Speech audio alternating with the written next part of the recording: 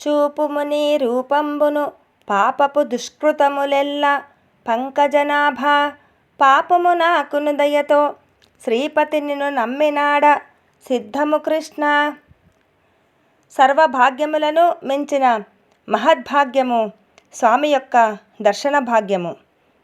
అందులకే దేనినైనా ఆశించి తపస్సును చేసిన ధ్రువుని వంటి చిన్న పిల్లలు కూడా స్వామిని దర్శించిన వెంటనే సర్వం మరచి స్వామి యొక్క దర్శన భాగ్యము మాత్రమే చాలునని అనుకొందురు. ఇప్పుడు మనం ధ్రువుని గురించి చెప్పుకుందాం. మొదటి మన్వంతరమునకు మనువైన వాడు బ్రహ్మదేవుని శరీరం నుండి ఉద్భవించినటువంటి స్వయంభువ మనువు యొక్క కుమారుడైన ఉత్తానపాదునికి సునీతి, సురుచి అను ఇద్దరు భార్యలు. సునీతి కుమారుడే ధ్రువుడు. సురుచి పుత్రుడు ఉత్తముడు. గడుసుదైన సురుచి భర్తను వశపరుచుకొని తన పుత్రుణ్ణి మాత్రమే భర్త ప్రేమించున్నట్లు చేసుకొనెను. మృదు స్వభావం గల సునీతి యొక్క పుత్రుడైన ధ్రువుడు తండ్రి తొడపై తమ్ముని వలనే తాను కూడా కూర్చొని తండ్రి చేత ప్రేమించబడవలనని ఆశించి అది దక్కక తిరస్కారమును అనుభవించి తండ్రి ప్రేమను పొందుటకు తల్లి చెప్పినట్లుగా శ్రీహరిని గురించి తపస్సు చేయుటకు అరణ్యమునకు వెళ్ళెను. నారద మహర్షి ఉపదేశానుసారం వాసుదేవ నామంతో శ్రీహరిని గురించి తపస్సాచరించి చివరకు ధ్రువుడు విజయం సాధించెను.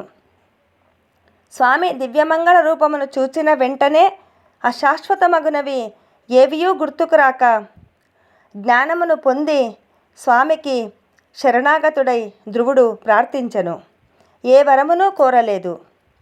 కామ్యములతో తపస్సును ఆచరించినను స్వామి రూపదర్శనముతో నిష్కాముడయ్యను.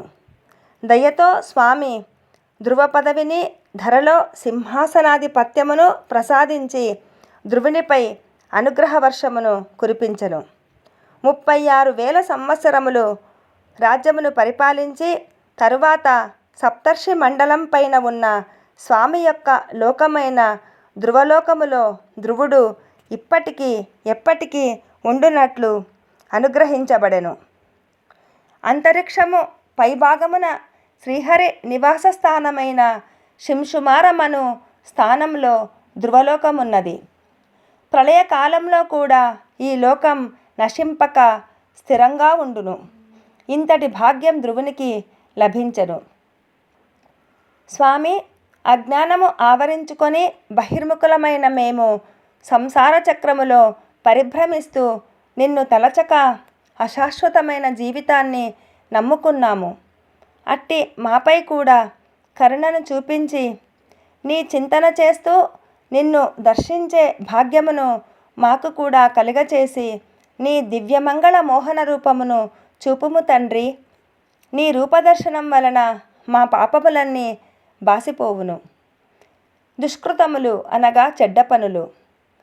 ఈ చెడ్డ పనుల వలన కలిగిన పాపములను పంకజనాభుడైన శ్రీహరి దయతో తొలగించును. లక్ష్మీదేవికి పతి అయి ఆమెతో ఎల్లప్పుడూ ఎడబాటు లేక ప్రేమామృత రసమనే ఐశ్వర్యమును పంచి సదా లక్ష్మీదేవిని వక్షస్థలమున ధరించిన శ్రీపతి, నిన్నే నేను నమ్మినాను, నన్ను సిద్ధముగా కరుణించు దేవా కృష్ణ. సర్వ దేవాది దేవతలు సర్వులు నీ రూపమును ఆరాధింతురు స్వామి. బ్రహ్మాండములోని 7 ద్వీపములలో వివిధ రూపాలలో స్వామి ఆరాధించబడును.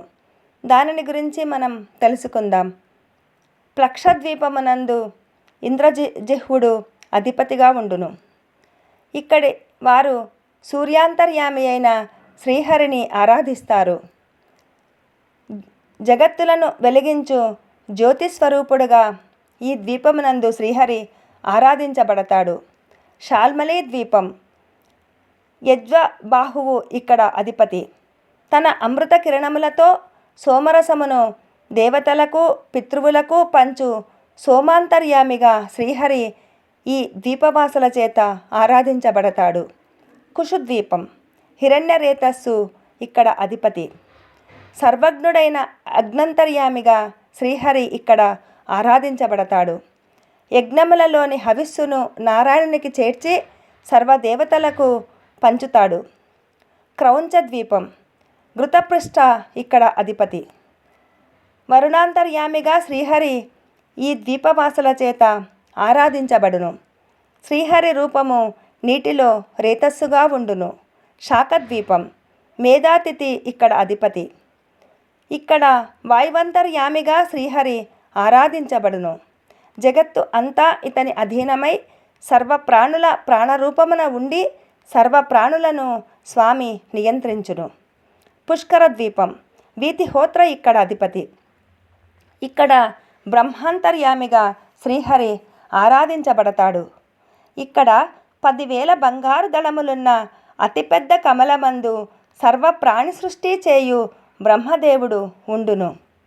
పైన చెప్పిన ద్వీపాధిపతులు అందరూ స్వయంభువ మనువు యొక్క పుత్రుడైన ప్రియవ్రతుని యొక్క కుమారులు.